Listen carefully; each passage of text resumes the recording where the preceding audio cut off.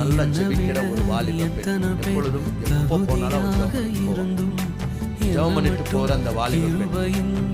அதே அவளுடைய ஃப்ரெண்டு பார்த்தா ஜெபம் பண்ண மாட்டேன், எப்பவுமே ஜெபம் பண்ண மாட்டான், ஆண்டவர் பொருட்டா நினைக்க மாட்டேன். ஆனா ஜெபம் பண்ணிட்டு போன அந்த பெண் ஒரு நாள் தன்னுடைய வேலைக்கு போயிட்டு வரும்போது அன்டைம் ஆயிடுச்சு. அவள் கடந்து வருகிறாள். அப்போ அவளை பல நாட்களாக எப்படியாவது கற்பழிக்க வேண்டும், கொலை செய்ய வேண்டும் என்று சொல்லி ஒரு குரூப் ஃபாலோ பண்ணுகிறது. ஆனாலும் பார்த்தீங்கன்னா அவளை நெருங்கவே முடியல.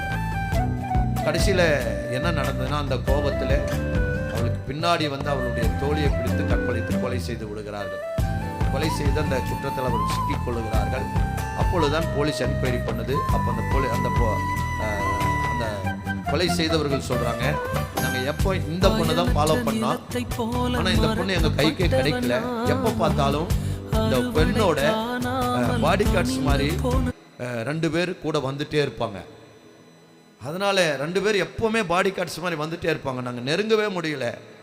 அதனால கடைசியில் பார்த்தா நாங்கள் அந்த பெண்ணை கொலை செய்ய வேண்டிய சூழ்நிலை, கற்பழித்து கொலை செய்ய வேண்டிய சூழ்நிலை வந்ததுன்னு சொல்லி.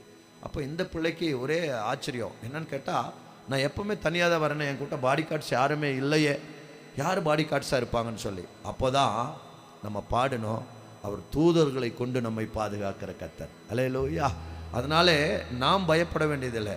சோத்திரம். நம்முடைய பிள்ளைகளுக்கு கர்த்தர் பாதுகாப்பாக இருக்கிறார். ஒன்றே ஒன்று, காலையில் ஸ்கூலுக்கு அனுப்பும்போது நம்ம ஜெபம் பண்ணி அவங்களை அனுப்பணும். அல்லேலூயா.